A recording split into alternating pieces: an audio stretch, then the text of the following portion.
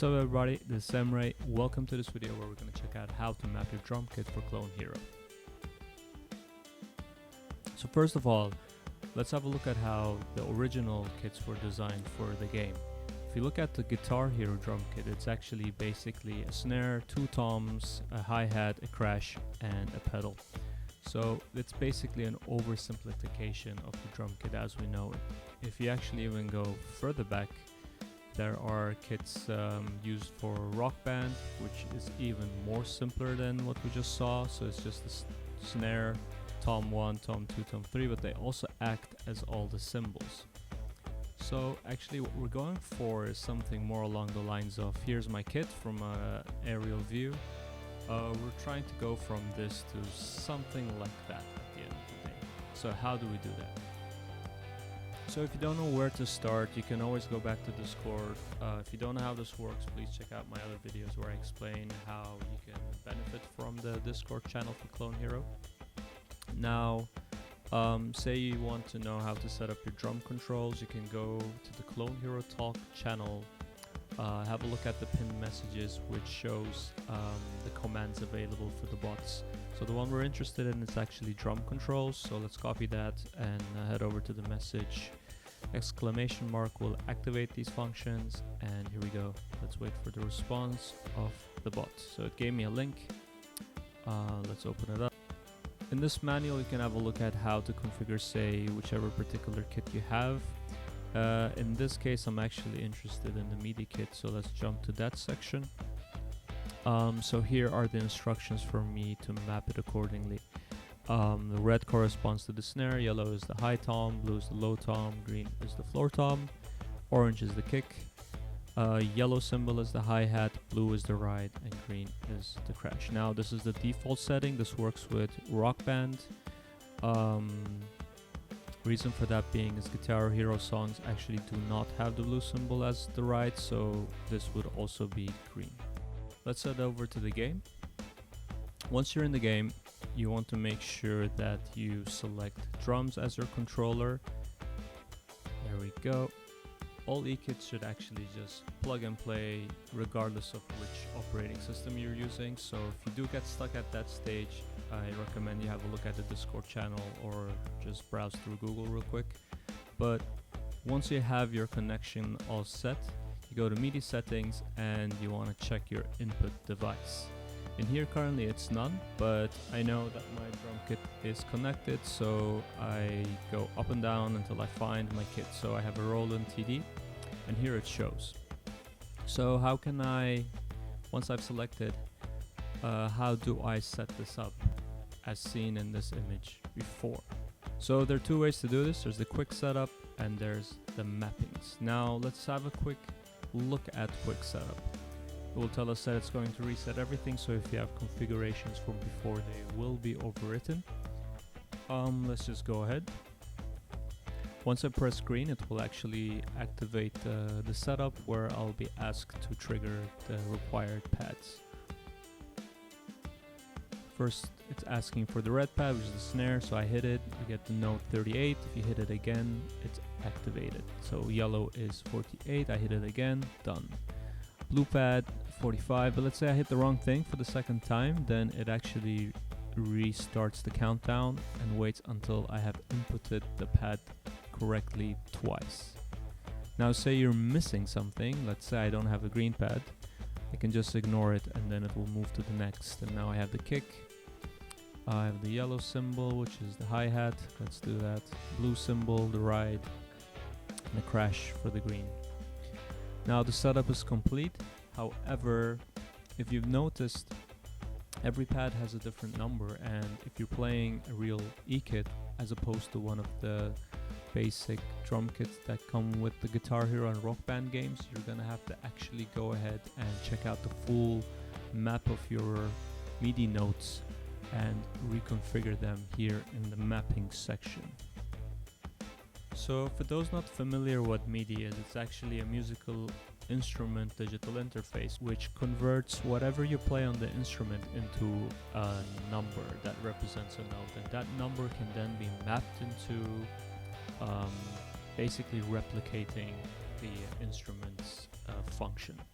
If I look at the manual of my drum kit and head over to the section where the MIDI notes are actually laid out, it tells you each pad and which number it corresponds to. So it's quite detailed here, but let me show you how this looks on the photo so it's a little bit more clear. So this is the full MIDI mapping view of my drum kit. So as you can see, I have multiple options per pad. This is why we actually need to go beyond the quick mapping feature and map the whole entire kit. So if I just walk you through what's happening here is I have my snare here, but I also have a rim shot, for example. So both of these will need to act as a snare because the game is a simplification of that.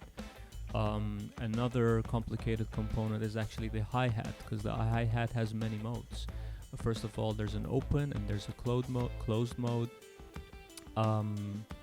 as well as all the other cymbals. They have the edge hit and a bow hit. So all of these will trigger a different MIDI note, and if you don't map these to your clone hero, they're actually not going to be able to play the notes that you see on screen.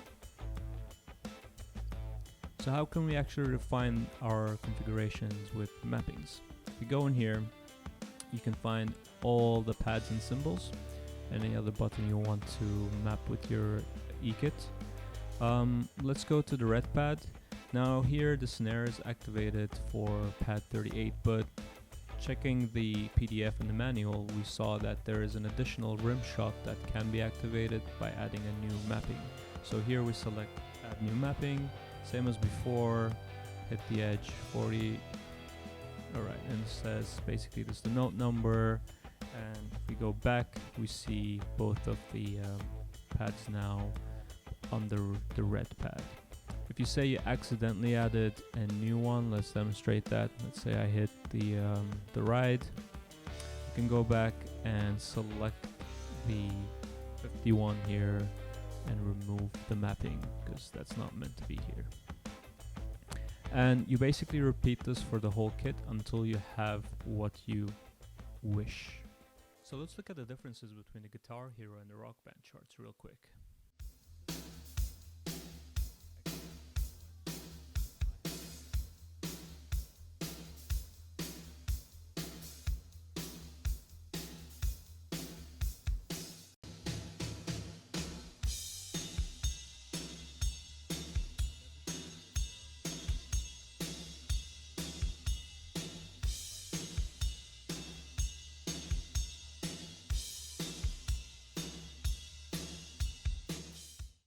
Because Guitar Hero and Rock Band songs have different configurations, so I have actually two settings that I use. The first one is for Guitar Hero. This is the more simple version, so if you have a look at what's going on, there is no distinction between an open and a closed hi-hat, so I have all of them as yellow. I have an additional crash on top of the ride, so I actually have an additional crash here as yellow, although it's primarily a hi-hat function. There are instances where you need to hit two crashes at once, so this is really useful. Also when you're riding the cymbal and then you crash straight away, so you don't have to kind of travel all the way to that side. This is really helpful.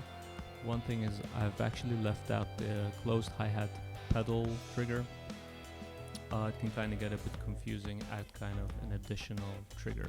The same is for when you're choking the cymbals. If you have that functionality, the choking will actually re-trigger the edge hits. So if you choke any of these cymbals, the 59, 52 and 55 will be triggered.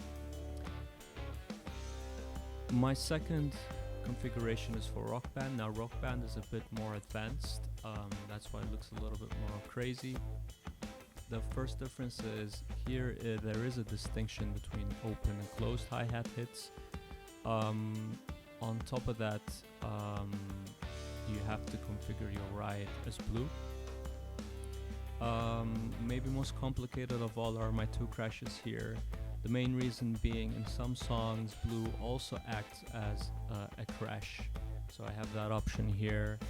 I still have green available next to my ride, so if I need to switch between the two, that's very helpful. And at the same time I've configured the yellow on the bow here so that if I need to hit 2 crashes at once, that's also an option.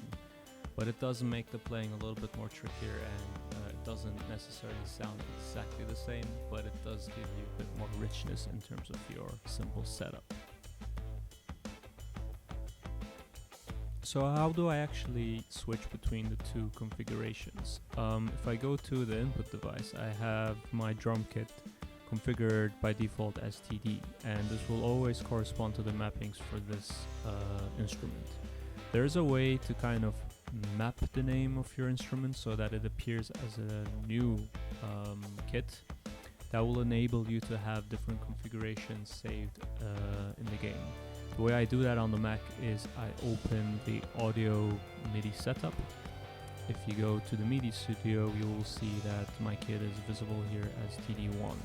What I could do is I can duplicate these settings where, for example, here is the Guitar Hero setting. I've renamed the kit as GH. Now if I go into the game and see here it's reset, let's have a look at the mappings inside. So the red pad is correct. Now the yellow symbol is different. So here I have everything, right? So I have the close and the open hi-hat positions and the additional crash. Let's say I now want to play a rock band song. I go back again to the audio MIDI setup. I select my rock band profile. Here the name is reconfigured, so it's going to appear as a new instrument. So if I go back into the game, see RB, and just to demonstrate, the mappings inside will also correspond to the new, where here, because we're able to play the open hi-hats, I only have the closed as yellow, and I have an additional crash for the double crash hit that sometimes appears in some songs. There is another way to kind of switch between the two. So there is a 5-lane drums controller type instead of the drums. What this does is actually it converts some of the additional pads and decreases the kit. So it kind of cancels out the blue symbols which turn into the green. That's also one way to kind of switch between the two, but I'd rather use my own configuration. A final had the features actually also to enable a modifier. So there are different types of modifiers, but I think the one that might be most useful for especially players with double bass pedals is to enable the 2x kick mode. So all you have to do is activate it and then go to ready. What this modifier actually does is to create the double pedal effect, which is closer to the original of the song, as we can demonstrate in the song over here.